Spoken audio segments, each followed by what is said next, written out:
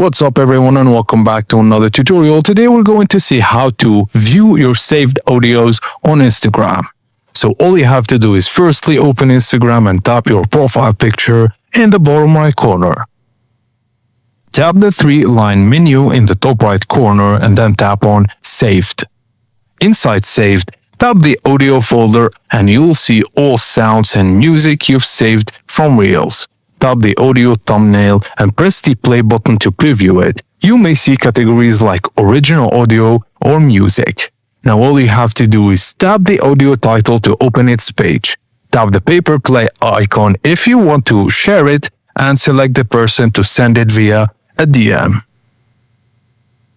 You can also use saved audio directly when creating a reel by tapping plus reel, tap on the music icon and go to the saved section.